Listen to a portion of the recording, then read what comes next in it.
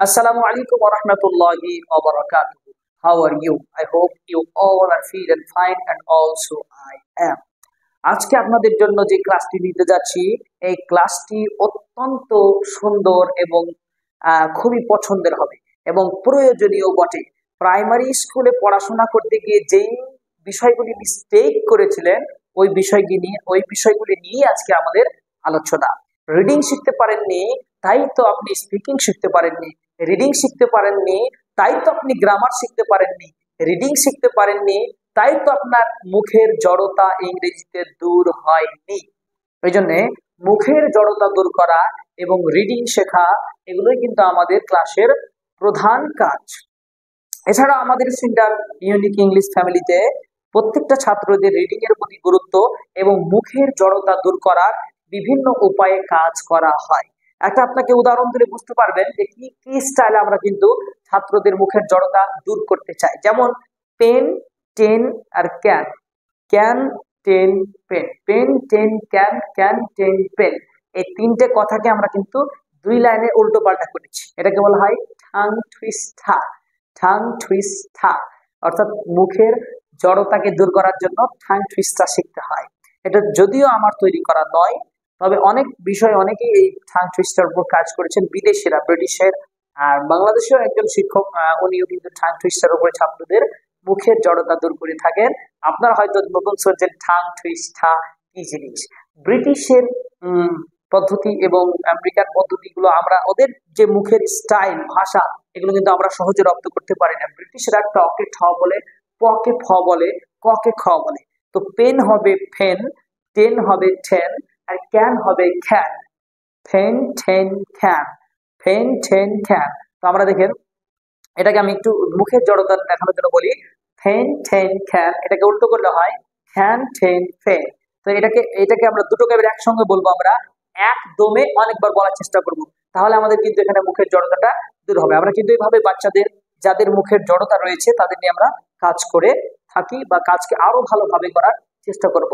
এটা হবে ফেন টেন খ্যান, খ্যান টেন ফেন, ফেন টেন খ্যান, খ্যান টেন ফেন, ফেন টেন খ্যান, খ্যান টেন ফেন, ফেন টেন খ্যান, খ্যান টেন ফেন, ফেন টেন খ্যান, খ্যান টেন ফেন, ফেন টেন খ্যান, খ্যান টেন ফেন, ফেন টেন খ্যান, খ্যান টেন ফেন। এর পরের লাইন হচ্ছে পট টপ খট, পট টপ কট, পট টপ কট, টপ পট কট, পট টপ কট, কট টপ পট, পট টপ কট, কট টপ পট। এটাকে আমরা যদি ব্রিটিশে নিয়ে যাই তো হবে ফট টপ খট, খট টপ পট, ফট টপ খট, খট টপ ফট। তো হবে দুটো লাইনকে এক জায়গায় যদি জমা করি তাহলে হয় ফেন টেন খ্যান, খ্যান টেন ফেন, ফট টপ খট, খট টপ ফট, ফেন টেন খ্যান, খ্যান টেন ফেন, ফট টপ খট, খট টপ ফট, ফেন টেন খ্যান, খ্যান টেন ফেন, ফট টপ খট, খট টপ ফট, ফেন টেন খ্যান, খ্যান টেন ফেন, ফট টপ খট, খট টপ ফট। এইভাবে কিন্তু আমাদের অনেকগুলো লাইন আছে মুখের সার্জারি করার জন্য।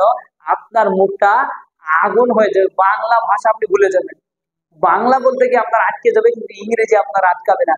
এইভাবে যদি আমরা চর্চা করি ফেন টেন ক্যান, খ্যান টেন ফেন, ফট টপ খট, খট টপ ফট, ফেন টেন ক্যান, খ্যান টেন ফেন, ফট টপ খট, খট টপ ফট, এরকম টাইপের অনেকগুলো লাইন আছে।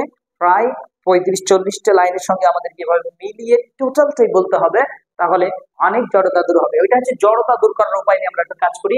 এখানে যেটা কাজ করব আপনার প্রাইমারি লেভেল নিয়ে, অর্থাৎ আপনি প্রাইমারি স্কুলে পড়তে, বাচ্চা অবস্থায় ক্লাস 4-এ পড়তে আপনাদের নেগেটিভিটি গুলো আমরা তুলে ধরতে চাই।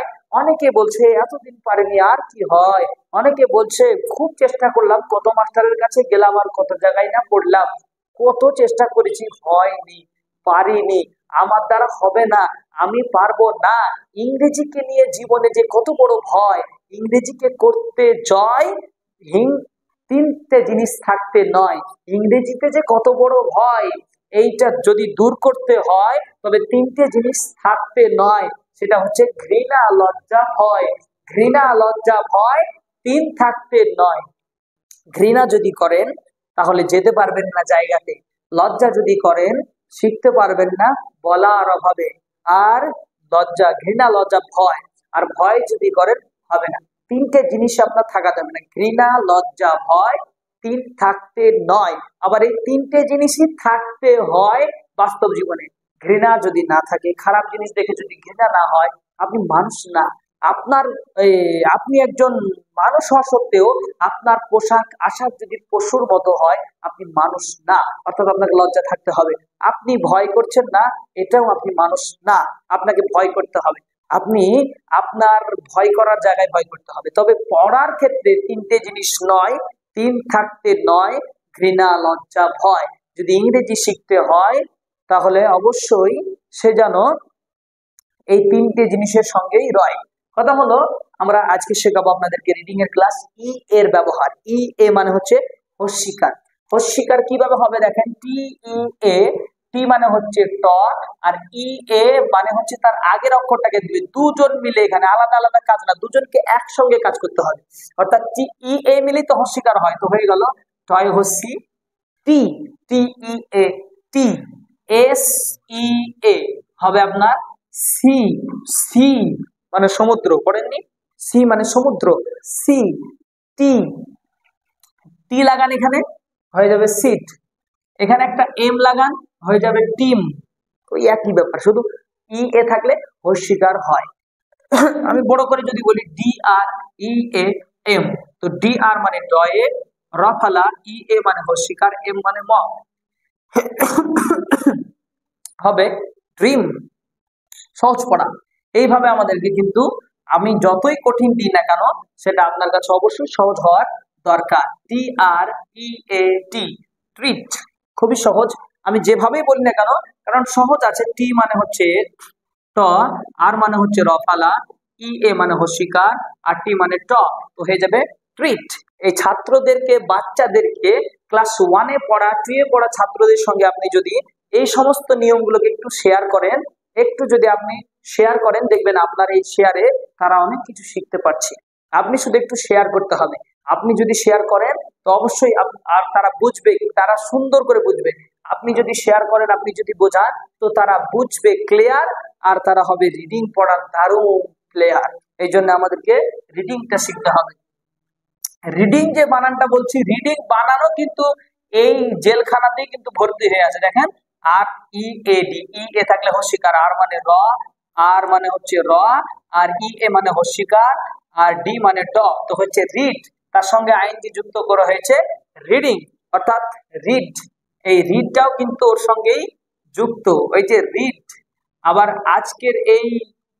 আজকের এই অনুষ্ঠানে কে দেবে? Lead, lead, L E A D, lead মানে নেতৃত্ব দেওয়া। কে নেতৃত্ব দেবে? লিড। লিড থেকে হয় লিডার, রিড থেকে হয় রিডার, হয় না? তো এই ই আর যুক্ত করে ওইভাবে পড়তে হয়। Read, reader, lead, leader. তো lead, L E A D, lead. S E A T, seat. অনেকে আবার ভাবতে পারেন আপনারা যে এস আই টি সিট হয় স্যার, আপনি আবার বলছেন S E A T seat. এই সিট আর এই সিট দুইটার উচ্চারণ কিন্তু ফিট, কিন্তু দুটোর অর্থ ফিট হবে না।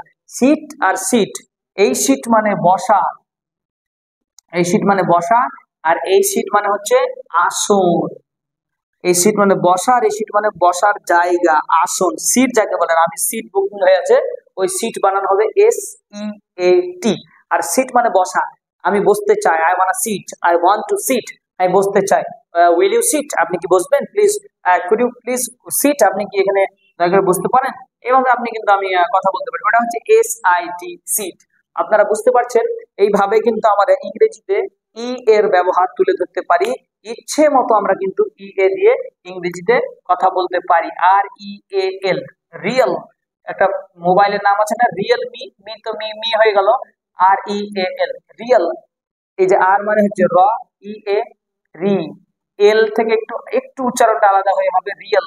এই কখনো কখনো ক্ষেত্র বিশেষ একটু অন্য উচ্চারণ হয়ে থাকে, যেটা আমরা শুনে থাকি। তবে এটাই হচ্ছে প্রধান নিয়ম যেটা আমরা শেখাচ্ছি। তো 90% জায়গায় কিন্তু আপনাকে এইভাবে ইউজ করতে হবে। আশা করি বুঝতে পারছেন, ক্লাসটা লম্বা করব না।